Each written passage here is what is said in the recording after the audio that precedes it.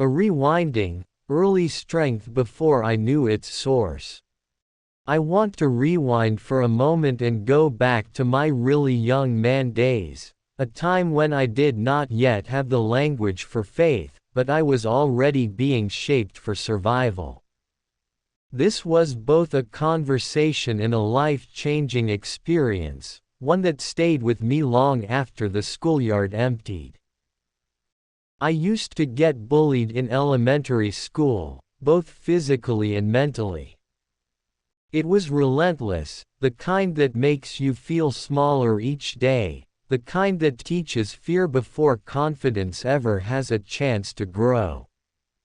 One day, after school, the biggest brother in my 4th grade class, and to be honest, the entire school, approached me. Everyone knew him.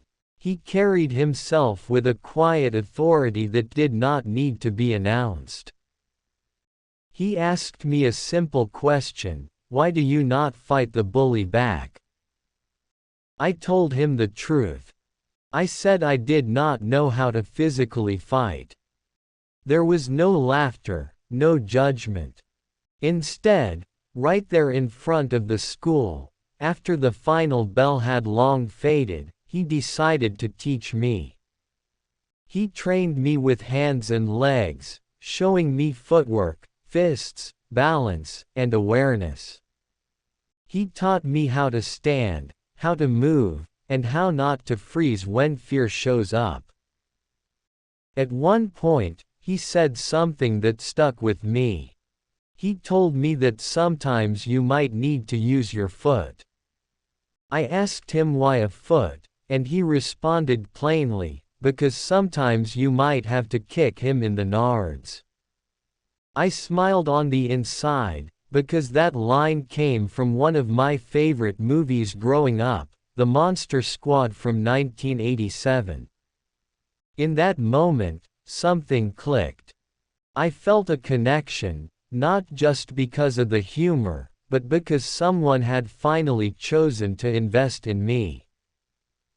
He trained me well. And yes, I eventually had that fight with the bully, but that is another story for another time. What mattered most was not the fight itself, but what changed in me. Because of his mental and physical training, I was no longer as afraid as I had been. Confidence began to take root. Growing up in my born city of Chicago was about physically surviving, learning when to stand, when to move, and how not to be broken by fear. Looking back now, I can see God's hand even there, long before I knew His word. Ecclesiastes chapter 3 verse 1 reminds us that to everything there is a season, and a time to every purpose under the heaven.